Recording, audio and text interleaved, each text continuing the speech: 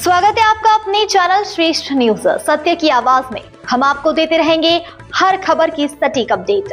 हिमाचल प्रदेश में 68 और नई पंचायतें बनाने की तैयारी है। यह फैसला विधायकों की मांग के बाद लिया गया है। मुख्यमंत्री कार्यालय से भी नई और पंचायतों के गठन को मंजूरी मिल गई है। अब पंचायती राज विभाग इन प्रस्तावित पंचायतों को लेकर आगे की औपचारिक प्रक्रिया पूरी करेगा।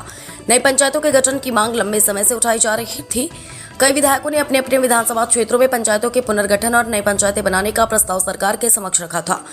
इन मांगों पर विचार करने के बाद सरकार ने 68 नई पंचायतें बनाने का फैसला लिया है। इससे पहले 4 नई पंचायतें बनाई गई। इसके बाद सरकार ने 39 नई पंचायतों के गठन को मंजूरी दी।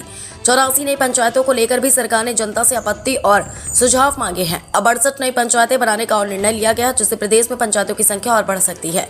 नई पंचायतों के गठन से ग्रामीण क्षेत्रों में प्रशासनिक कामकाज को बेहतर बनाने में मदद मिलेगी।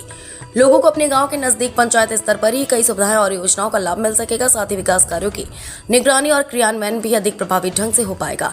इसके अलावा राज्य में करीब 250 पंचायतें ऐसी हैं जहां पिछले 2 से 3 कार्यकाल से प्रधान पद महिलाओं या विभिन्न आरक्षित वर्गों के लिए आरक्षित रहे हैं।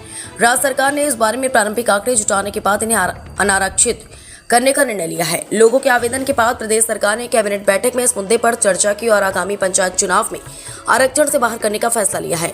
प्रदेश सरकार के पास 5 ऐसे आवेदन भी आए हैं जिनमें सीट अनारक्षित करने की बात कही गई है। गौरव तलब है कि हिमाचल प्रदेश में जल्द ही पंचायत चुनाव होने हैं और इसके लिए सरकार और राज्य निर्वाचन आयोग तैयारियों में जुटे हुए हैं।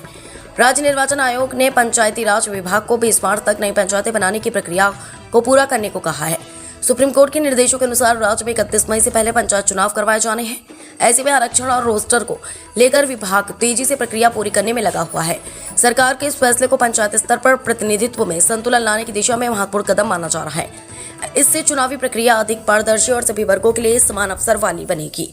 पंचायतों के कार्यकाल को ध्यान में रखकर रोस्टर बनेगा। पंचायती राज मंत्री अनिरुद्ध सिंह ने कहा कि पंचायतों का पहले आकलन किया गया, इसके बाद यह मामला कैबिनेट में गया। हिमाचल प्रदेश में ऐसी पंचायतों की संख्या करीब 250 के आसपास है, जो लगातार 2 बार आरक्षित रही है। पंचायतों के कार्यकाल को ध्यान में रखते हुए रोस्टर तैयार होगा।